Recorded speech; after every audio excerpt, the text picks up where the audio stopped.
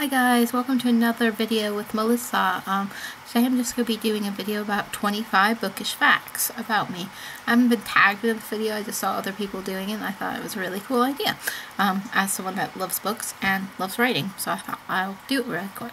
So number one is I read the whole Fear Street series by R.L. Stine over one summer when I was a teenager, and most of that was done reading in the pool. It was awesome. I've been taking part in NaNoWriMo every year since 2004, and I've only won a third of them, unfortunately.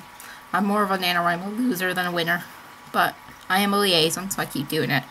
Number three is the first short stories I wrote when I was a kid were all horror stories. I wanted to be like R.L. Stine, you knew that. But the one that sticks out to me really is one that I hand wrote, and it was quite long. It's probably about 15K, about a vampire with cat eyes. It was awesome. My favorite book ever is The Giver. If you've not read The Giver, I suggest reading it. It's an awesome book. I'll just show you the back as well. There's a film as well. Not as good as the book, unfortunately. Is a dystopian. So this is a really cool one. I had to read it for school when I was younger, so fell in love with it then. Okay. I write fan fiction under the name Lone Gun Gal 17. I haven't wrote it in a while, but I went through a stage of writing loads of it in about 2010, but there's loads on there, and I have like loads of reviews of my fanfiction as well. That was quite popular for a while. My three favorite stories are book-length fanfictions as well, so three stories I really like. So if you're looking for fanfiction recommendations, first one is Till the Sun Breaks Down.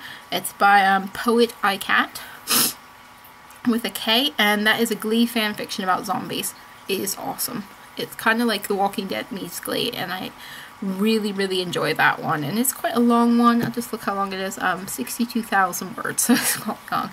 These are all huge fan fictions. The next one that I also like is the Clouds Between Their Knees by the first Mrs. Hummel. Another Glee fan fiction. This is Krosky and Kurt, so if you don't like that pairing, you won't really like this one very much. And that was 41,000 words, so quite long. And then the last one is a Jackie Hyde fan fiction from that 70s show, and that is called November Rain, and that is the longest one with 396,000 words. It is a bit long, but it is worth it. It like kind of takes over when the end of the series happens and kind of continues on the story and actually puts Jackie and Hyde back together, which they should have been in the first place. So I really like that one. So yeah, so I read books as well as fan fiction.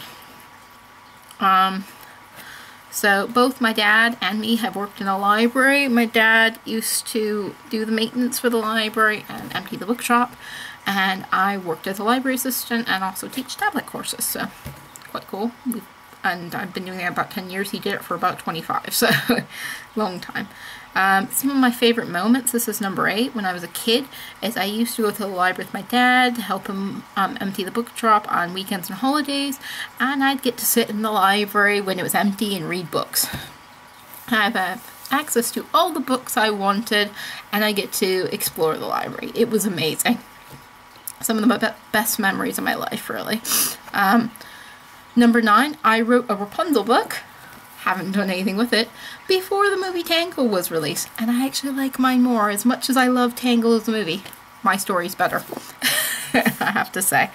And I also went through a stage of rereading original fairy tales.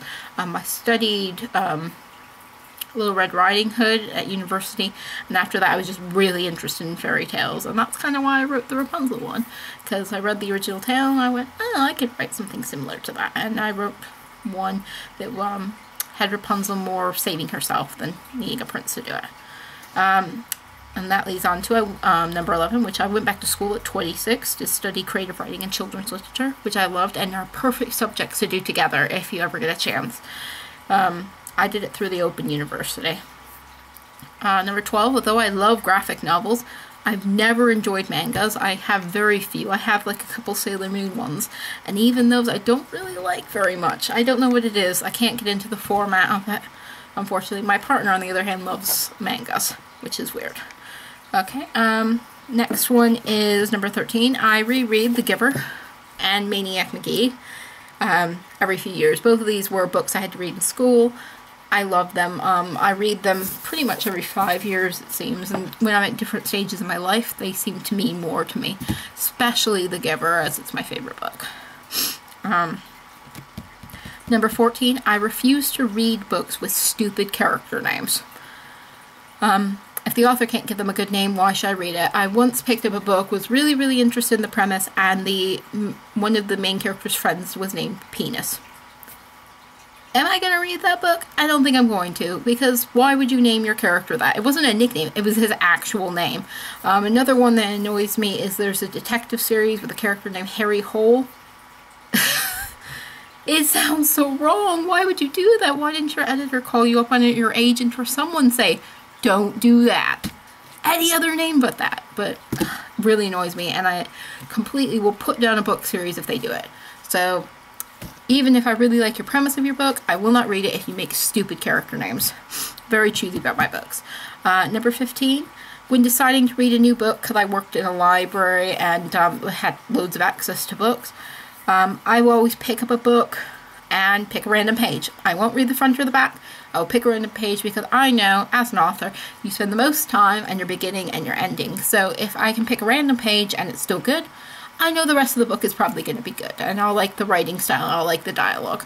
So I just pick a random page. I'm a really harsh critic when it comes to books, unfortunately. Number 16, it took me 1.5 years to edit my first book, Becoming Death, and I did that. This is actually the printed manuscript before I did it.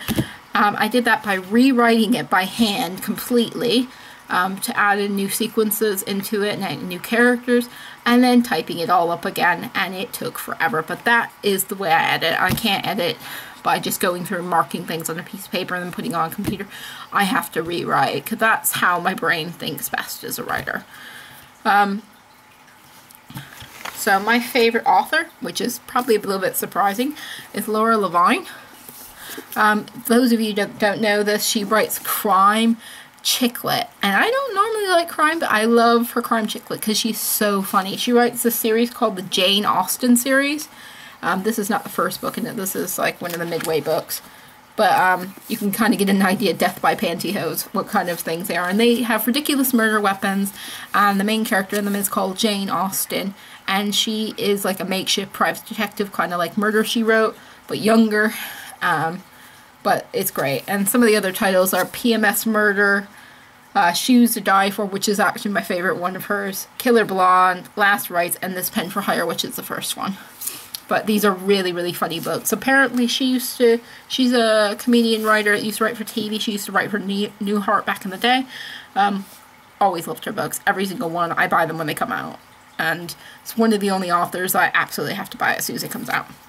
So yeah, Laura Levine. I've never read 50 Shades of Grey or Twilight, and I never will. Seriously. 50 Shades of Grey with a fan fiction, not a very good one to start with, guys. If I want to read good fan fiction, I know where to find it. I don't need to read 50 Shades of Grey. I can find plenty of good fan fiction on fanfiction.net if I want to. So I will go there and find good fan fiction if I want to. One of my most prized books is a copy of How to Be Funny by Julia Bobstein. For those of you who don't know, and I will be doing a nostalgic unboxing on this book as well because it is amazing. It doesn't look amazing because it looks really old, but Julia Bobstein is R.L. Stein's original author name before he got famous. He used to write joke books, and I have another one of his as well. This is completely beat up, I know, guys. I got this as an interlibrary loan. I don't even know how old I was, maybe 12 or 13. Was supposed to go back. My mom accidentally water damaged it, so it didn't go back, and now I've had it for years and years and years. Look, it even has its original, like, due date card in it. It's so old. It's not in the best condition, of course, because it was a library book, and this was written in the 70s, so this is a really, really old book, and it smells like an old book as well. But I will let you guys know a little bit more in a future nostalgic unboxing, because I want to talk about this book, because it's really quite cool. It's funny. It is actually really funny in places, and I love this book so much. I couldn't believe it when I have it, when I was able to get it and read it, and I've got one of his joke books as well, and they were very prized possessions for me as a kid. So how to be funny. Number 20, I've been longlisted and shortlisted for multiple local writing contests. Just got shortlisted for another one today, yay! So I'm kind of moving up as an author. Hopefully I'm getting better with age. Hopefully. Number 21, if I could meet any author, it would be R.L. Stine. You guys knew that already. You've seen my Goosebump book collection. But he never comes to the UK. He only does meets in New York. So I need to go to New York again so I can meet R.L. Stine, because I didn't last time. R.L. Stine, come to the UK so I can meet you. Anywhere in the UK, make it easy for me. Even Europe. If you go to France, I'll go to France. But I'd really like to meet R.L. Stine. He's on my bucket list. And since I've been able to meet lots of other people on my bucket list, like Michael J. Fox and Christopher Lloyd, R.L. Stine's top one at the moment. So I'd love to meet him. I'd like to meet Stephen King as well, but R.L. Stine's actually higher for me. My first book launch, this is number 22, was held on Facebook, and it was amazing. If you're ever going to do a book launch and you're not the kind of person that has a lot of money to do one, make it a Facebook event. It was so fun. We posted like pictures about death and talked about different death scenarios, because my book was about Grim Reapers, and we had little quizzes, and it was just a lot of fun, and it went on a couple hours, and it was just really cool. I really enjoyed it, especially if you're an internet nerd like me. You could probably do a Google Hangout or something like that instead, but Facebook worked really well for me. Number 23, I prefer paperbacks to hardbacks, although I've just shown you a couple different hardbacks, but yeah, I prefer paperbacks. They're much easier for me to read and carry around. I always used to carry around books all the time when I was younger. They're a lot lighter. I don't particularly like hardback because I have to take the dust jacket off because I can't read them with the dust jacket on. I'm always worried they're going to get wrecked. So my hardbacks end up looking a bit junky when if you look under the dust jackets, because I don't keep the dust jackets on them. Number 24, I normally read in the bath or when I'm traveling. That's probably why I don't like hardbacks, because they're heavy. It's just how I've always read. I do sometimes read in bed. I haven't done for a very long time. I like to be relaxing when I'm reading, and I do a lot of traveling for work, so I take a book with me. Works really well, or have it on my phone. And number 25, my favorite types of books are dystopians. That's why The Giver is one of my favorites, for the original teenage dystopians, YA fiction. And I also love chick lit. Amazing. Like, you couldn't tell that from what I had already. But yeah, so those are my favorite types of books. I love all dystopian. Ones I really, really like. I love The Giver, Handmaid's Tale. Hunger Games was a big favorite of mine as well.